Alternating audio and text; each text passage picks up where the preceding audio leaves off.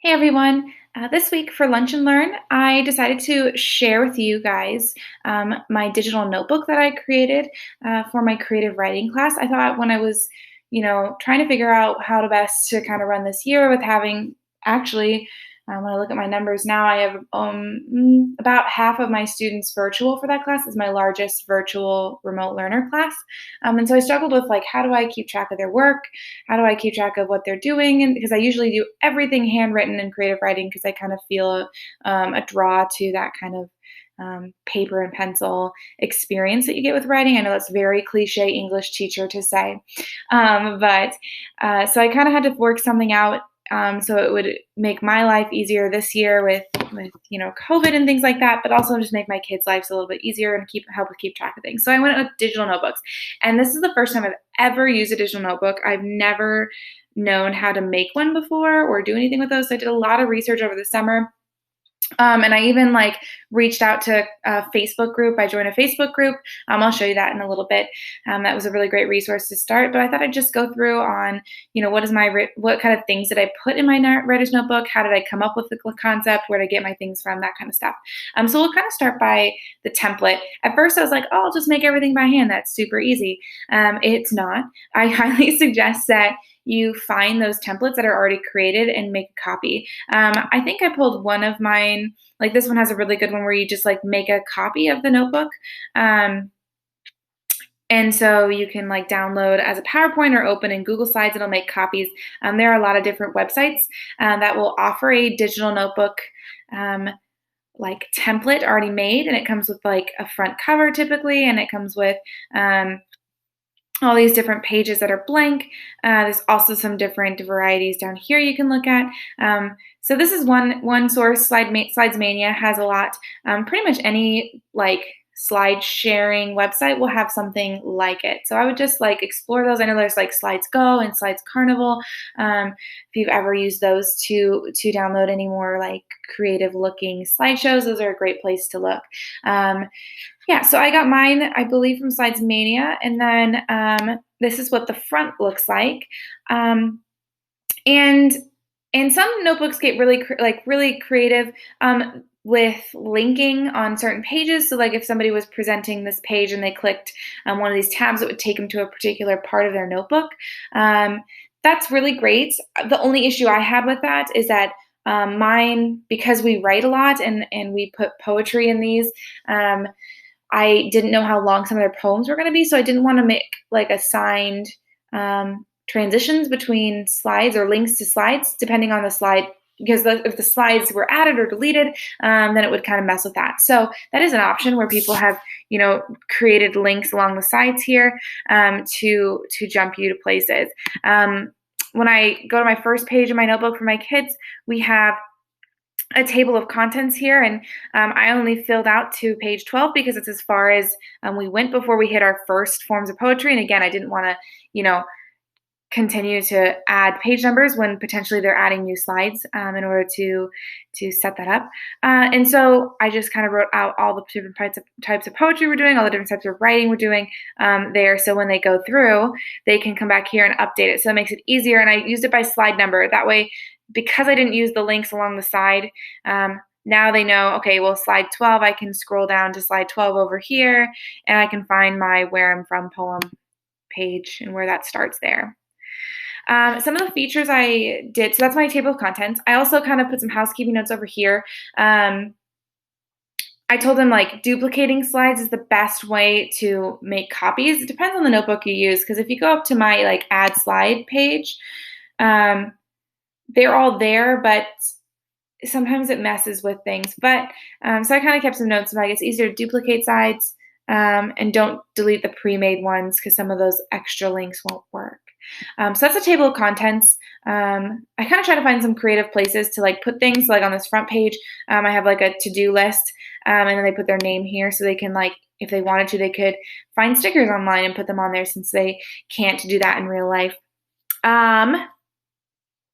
So some of the things I messed with this, and I was like, well, maybe I'll just make blank slides, and then when I get to it, I'll figure it out. But what I ended up doing is kind of planning out what were we going to talk about? What are some things that I could link here that they could always come back to reference? So, for instance, I used like this Let's Discuss site. We used a Padlet here. This is linked to a Padlet that we can work on. I use Quick Writes, so I put the Quick Write, and these things too, I should say, like these Quick Writes, some of the activities, I project them on my PowerPoint presentation for the unit.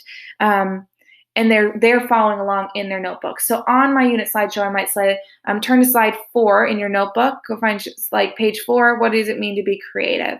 We're going to do our Quick Write here, and they'll type in here and do their Quick Write here. I also left some more space over there just in case they needed it.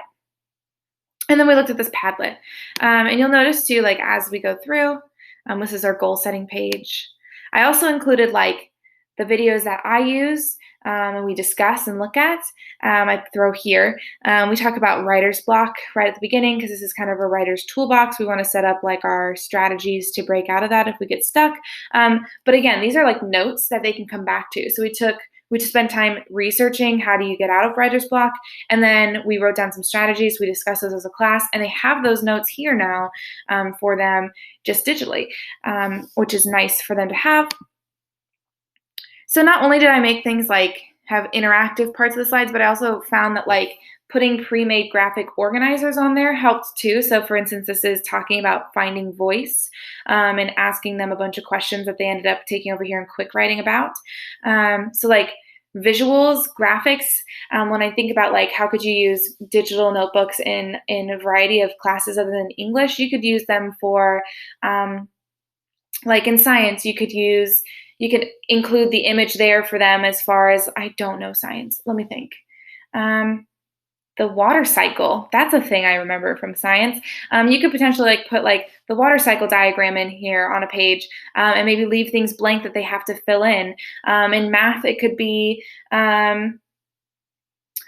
maybe in geometry, it's like shapes.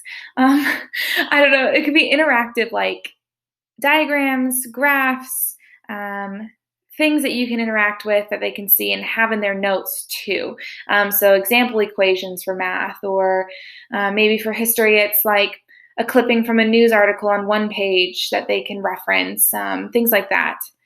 Some other things we kind of worked with here is like, for instance, I included like the directions we talked about on the board. We kind of split it up based off color. You can see how I color coded things. That way, when we were going through this, we weren't doing all the figurative language at once. We were doing pieces, but it gives them a chance to do some research, review the term, create an example, and move on. Writing territories, I'll skip that one. That one's something we did. Again, like these pages are blank. You don't really have instructions here, but my unit slideshow is reflecting those things that we're doing there as well. So I use it as like this notebook. Notebook is more of like an aid than it is busy work. Like it's things we do as we're doing our lessons, as we're learning about concepts. They're interacting with that in that way. So this is our introduction to poetry. Again, I linked all the videos we used in class and discussed. And then on the right side, they have those interactive parts to it. So when they're watching this first video, what is poetry? How does the speaker define poetry? What's our class definition of it? Those sorts of things. So that's kind of what mine looks like. And as you can probably keep going if you would like to. One thing I did note, I first released this full notebook, and it was my full semester's work. Like you can see here, we're getting into fiction writing with our plot maps, and we even got into suspense because we wrote scary stories for Halloween. We get into our revision steps. This is one of my favorite things, is having this revision step for them that they can always go back and look at. So this is our process. They go through and highlight in their works all their different the way they want to make revisions, to make them very deliberate, not just like, oh, I'm going to change the word scared to frightened. Like we want to deepen that, something we work on with W5 there, WS5. And so I give them this for them to have a reference for. Again, we didn't really like take notes on it, but it's a place for them to revisit. And I pre-made those. So this was my whole semester's worth of stuff for creative writing. And I first originally released that to them, and it like broke their Chromebooks. So it runs great on our Macs, but something to be noteworthy of is that if you have multiple pages, it's better to make it by unit, to put it by unit. So what I ended up doing is I ended up creating like 4 or 5 writer's notebooks, one for each unit. So I had one that was just the writer's toolbox all the way up through slide 9. And then I switched and had one that was for poetry from slide 10 all the way on, and so on and so on. So I split them into their own files. That way it was not as overbearing for their computers. So that's something to be considerate of, is if how you want to set up your writer's notebook. Like, I really wanted to have it all the year's worth of stuff, so they didn't have to be flipping through multiple notebooks. However, that just didn't practically work out with their stuff. So it might be best to think, like, how can I split it up unit by unit maybe, or maybe combine a couple units within one notebook, just so you're thinking about that as far as not wanting to overbear their computers. I do have an example from a student that I thought I would share. So again, like, this is her writer's notebook, her toolbox, writer's toolbox notebook, her first unit.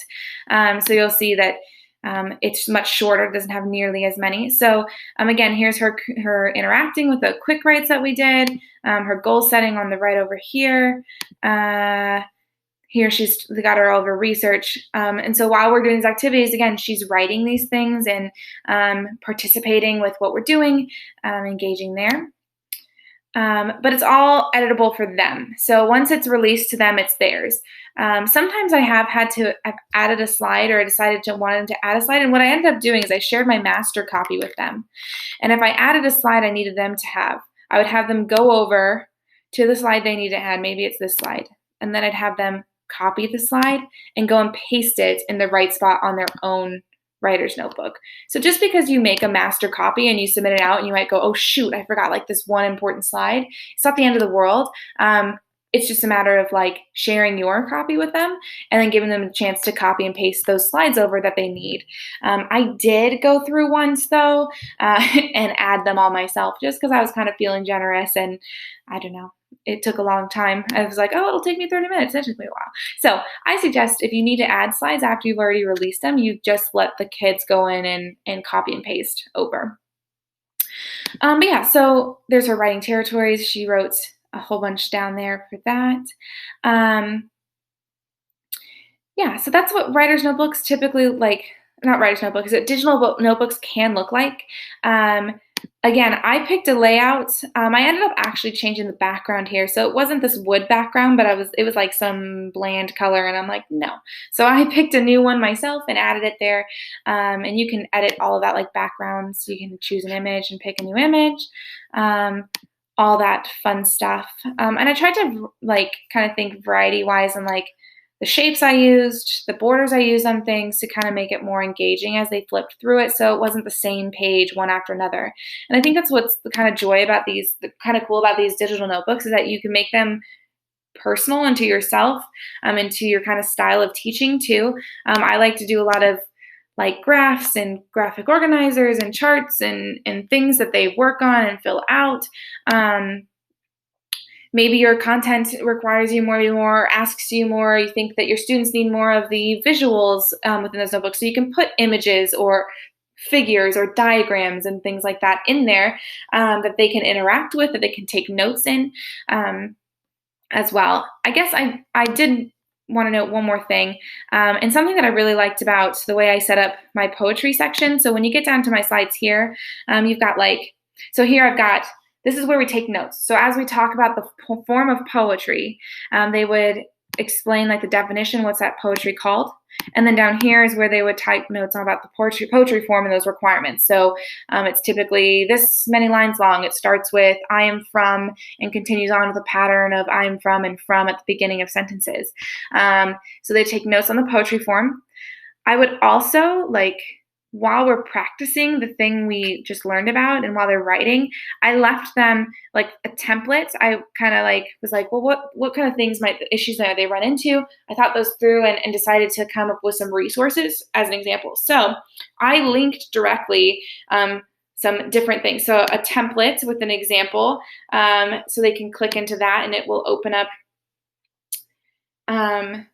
a template if they're really struggling with getting started on their own. It also comes with a couple examples too for them to read. So I'm not only linking like my own work there, but also like extra resources, which I think is kind of a nice thing because sometimes I'm not always there to answer their questions. So what I'll typically do is if I'm really like trying to walk around and get to everybody and they're asking me questions that I feel like they could find the answers to themselves, I always ask them, well, did you check out the extra links first? Why don't you look at those, read through those, and then see if you have questions? It kind of helps with my management too if they're struggling with a form of poetry. I also linked to my own drive here. I linked my own example that I've written for them to read. This is also the instructions, so my example is down here.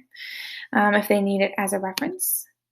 Additionally, for every form of poetry, I did something like that where I provided a template or extra examples. And then up here on the right side, before their draft, they start typing their draft in this blank page on the right, I also included their guidelines. Those guidelines were posted on Google Classroom. When they were done writing in their notebook, they would go over to Google Classroom and submit until they turned in the assignment. Even though they're not attaching, like their poetry was written here, even though they're not attaching that poem on a new sheet of paper in that in that Google Classroom assignment, it was just it notifies me when they're done with that. So we took a while for them to get used to that process, but now I make sure that they, when they're done with something in their writer's notebook, they turn in that assignment that's assigned on Classroom, so I know that it's done and I can go in and look at their notebooks without having to flip through a million pages for each person to find out one of them didn't do it or something like that. But for each assignment, I always put the guidelines that are found on Classroom right there, so they have a second place to look if they're lost. So as you kind of look through here, you can see I've got different examples for all of those. So like here, haikus, they've got 10 different haikus that leave you breathless, and guidelines up there. So that's another great thing you can do with these is add links to extra or to a deeper explanation or more examples. You can even link extension activities. So maybe like the thing you're having them take notes on, only it's going to take some of them a certain amount of time. You can add an extension, say, finish with this, try this, and link them to something to read or something else to interact with or a video to watch. So it's a really good place too for that differentiation levels too, I think, where you're providing places for, extra support, extra examples, but you can also offer a place to extend for those kids that are already done. But yeah, so that's my writer's notebook. The last thing I do want to talk about is that you do have great resources, and I don't know, like, this is the one I joined. It's called Digital INBs and Binders, and it's a giant Facebook group you can see here, and it's all about like how like people ask questions about the writer's notebook. They have templates that they show people. Here's a great example right here too of like you can see all their different graphs and templates and things for their math class. They have some really, really awesome examples here if you're looking for those. Or if you want to start writing or creating your own digital notebook, this is a great place to ask questions. I kind of knew nothing about this, and I was like struggling with, like trying to figure out how do I make my own template. And I was like, how are people making these cool, cute, like digital notebooks? And so I just asked, I'm like, I'm totally new to this, no idea how to do this, but I don't know how to make a template. And everyone was like, oh, here. And they linked me a bunch of different websites that have those extra notebooks, like this one. That's my template, actually. This is the same one I used, except so I talked about that bland color in the background. I changed it to like a gray, just because I didn't like the tan color. But yeah, so this is again, this one, if you're looking for a great like resource and group, Digital INBs and Binders is a really good group on Facebook for networking. I can't tell you how many times I've used this one and other types of like networking sites to be able to reach out with other teachers and learn from them and get their help. So even if you don't want to ask questions, you can always like look at their files, look at what people have shared, scroll through their feeds and see, what are they looking at. You can also see over here, there's like people post things all the time that you are like able to kind of interact with if you need it. But yeah, so that is my kind of my lunch and learn about digital notebooks. If you have questions, I'd be more than happy to, like show you more or show you more examples, maybe even with like the poetry section and what else I've done with it. Again, this is something that goes with like every content area. It doesn't necessarily fit English and only English. I think it fits a variety.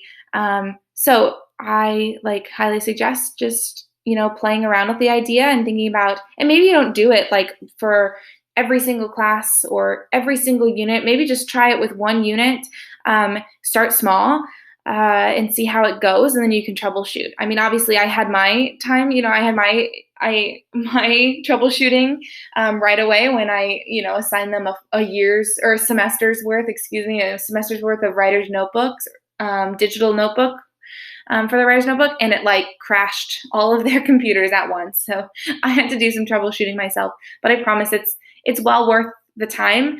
It was a little bit more work on my end to put this together, but it made my students' lives a lot easier, and it made it very organized for them too, because I wasn't on a million different documents. They weren't forgetting their notebooks at home. I didn't have to worry about how am I seeing if they're working on what they're doing. It was all in one place. But yes, so if you have questions, please let me know. I'd be more than happy to help you find resources, help you find Facebook groups that might help you, talk you through how I made mine, and maybe even help you like set up your own and get some ideas running for what pages you could create, and things like that. But yeah, I hope this helped, or hope this gave you some new ideas, and I hope you guys have a lovely day.